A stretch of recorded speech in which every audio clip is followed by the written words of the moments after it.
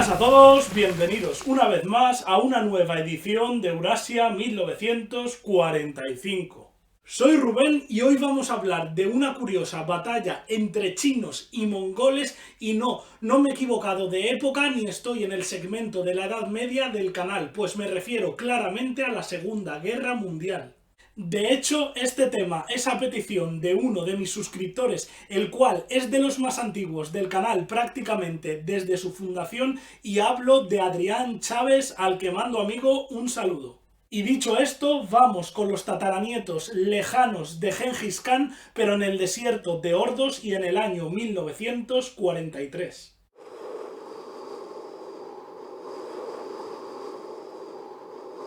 Antes de sumergirnos en el tema, deberíamos hablar de la Mongolia Interior o Menjiang, un territorio al norte de China, habitado en un 80% por mongoles y en un 20% por chinos, que se había separado de la República Nacionalista en 1934 y se había consolidado como el Estado mongol en 1937. Precisamente cuando recibió el apoyo de Japón y se extendió sobre las provincias de Chahar y Suiyuan, aprovechando el contexto de la Segunda Guerra Sino-Japonesa.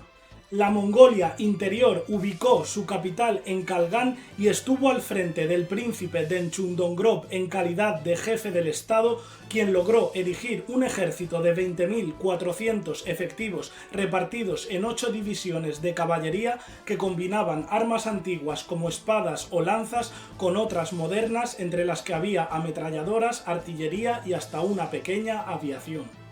Al estallar la Segunda Guerra Mundial, la Mongolia Interior, que formaba parte de la coalición con Japón, se unió al bando del Eje a finales de 1940. Ese mismo año, los mongoles fueron capaces de contener a las fuerzas del Kuomintang en sus fronteras del desierto del Gobi, a liquidar en su retaguardia a la totalidad del fenómeno guerrillero maoísta e incluso arrebatar a los nacionalistas chinos amplias porciones de la provincia de Ningxia.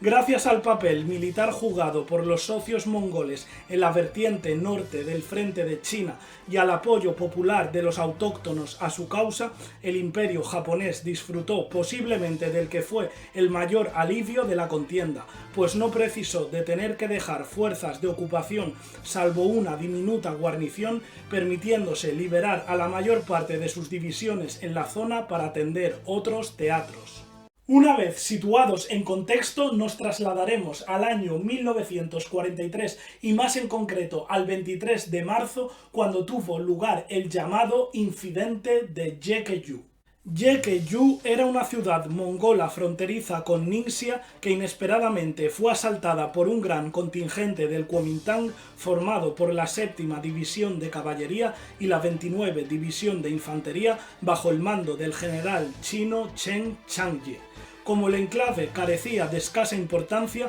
los únicos 200 guardias se rindieron sin combatir, salvo un grupo de infantes mongoles que resistieron en un templo dedicado a Gengis Khan hasta que no tuvieron más remedio que huir y ceder la zona a los incursores. Apenas se infligieron bajas significativas al ejército mongol porque el ataque más bien fue una racia debido a que los chinos enseguida se retiraron al otro lado de la frontera. Sin embargo, durante el raid se provocó un daño tremendo a la economía mongola local porque antes de marcharse los chinos saquearon todos los pastos y establos, siendo las pérdidas astronómicas al calcularse en un total de 7.347 camellos, 9.724 caballos, 13.560 reses, 35.730 ovejas y 420 toneladas de paja. Las reacciones a esta afrenta por parte del Kuomintang no se hicieron esperar, pues los mongoles no tardaron en interceptar a una de las columnas chinas que había participado en la racia y la emboscaron en un desfiladero, causando numerosas bajas a los nacionalistas. Lamentablemente, algunos mongoles se tomaron la justicia por su mano y, actuando a modo de venganza, atacaron las aldeas habitadas por campesinos chinos, masacrando algo más de un centenar de estos y también a 10 mongoles sospechosos de haber colaborado con el Kuomintang. Al saberse acerca de estos crímenes en los cuarteles de Ningxia, enseguida el general Fu Zuoyi, en calidad de comandante en jefe de la región y del ejército vertical del Kuomintang que sostenía la línea del frente en la provincia, ordenó poner en marcha una ofensiva de carácter general contra la Mongolia interior con la intención de causar el máximo daño posible al ejército y al régimen mongol. Sin embargo, Fu Zuoyi cometió un error de principiante, pues en lugar de atacar frontalmente cualquier punto de la frontera,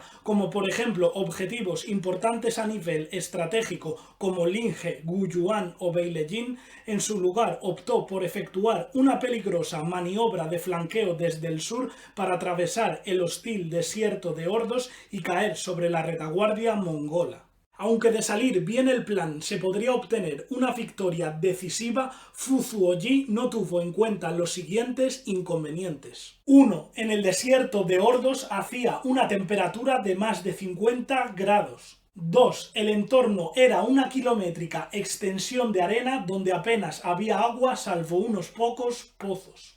Y 3. La mayoría de dichos pozos estaban en manos de los jinetes mongoles que sí sabían desplazarse por aquel paraje hostil. Por cierto, decir que los mongoles estaban liderados por uno de los más brillantes tácticos que habían pisado el frente norte de China, y me refiero al general Li Shouxin, que llevaba combatiendo a los chinos desde el año 1934 y conocía todas sus debilidades. Lo que sucedió con esta campaña creo que no es difícil de imaginar. Vamos a ello. En un principio, el ejército vertical chino movilizó a 3 divisiones lideradas otra vez por el general Chen Changji, las cuales cruzaron sin problemas la frontera con Mongolia Interior y a los pocos días superaron el cauce del río del Gran Cinturón Amarillo, adentrándose entonces miles de tropas chinas en el caluroso desierto de Ordos. A partir de este punto comenzaron los problemas porque las temperaturas, la carencia de agua y las interminables marchas sobre la arena agotaron a los hombres. Mientras tanto, la caballería mongola de vez en cuando se dejaba ver para irse retirando por detrás de las montañas escarpadas o las dunas, confundiendo de este modo a sus rivales y rompiéndoles la formación en cuanto salían a perseguirles. Así los fueron cansando poco a poco, además de practicar la táctica de tierra quemada en las escasas aldeas o yurtas existentes, privando a los chinos de suministros cada vez que llegaban a un punto de reunión o pozo, pues siempre lo encontraban vacío o reducido a cenizas. A los pocos días, los mandos chinos ordenaron emprender la retirada a sabiendas de que continuar era un suicidio, pero por desgracia ya era demasiado tarde porque el camino de regreso fue mucho peor al haberse agotado todas las raciones y el agua. Así fue como comenzó una auténtica marcha de la muerte en la que millares de chinos desfallecieron deshidratados o por golpes de calor, mientras que otros muchos millares se quedaron retrasados respecto de sus compañeros para ser interceptados por los caballos mongoles y sableados por los jinetes.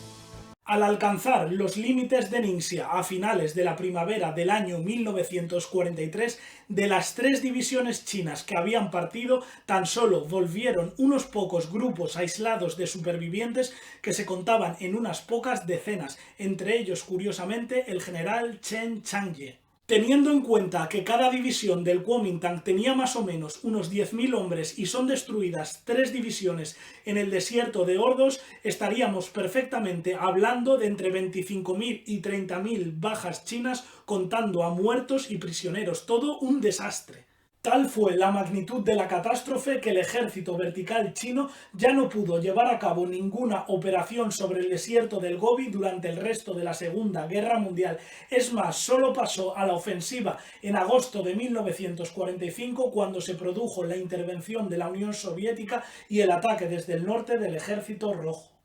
Y con esto acabaríamos la batalla del desierto de Ordos, que desde mi punto de vista fue la última gran victoria del histórico ejército mongol y, qué narices, también de la milenaria Mongolia imperial. Y bueno, si queréis saber historia pura sobre el ejército mongol que combatió al lado del ejército japonés en la Segunda Guerra Mundial, os recomiendo el libro que publiqué en el año 2015 con la editorial HRM, Los ejércitos del dragón, voluntarios extranjeros en el ejército japonés, 1931-1945. Pero si lo que buscáis en cambio son batallas, entre estas la batalla del desierto de Ordos que hemos abordado hoy, os recomiendo este libro que publiqué el año pasado, en el 2021, también con la editorial HRM, y que se titula El Frente de China, volumen 2, la Segunda Guerra Mundial en China, 1939-1945. Por cierto, que también tenéis el primer volumen del año 1931 a 1939, pero ya lo dejamos aquí porque hay que irse. Lo de siempre,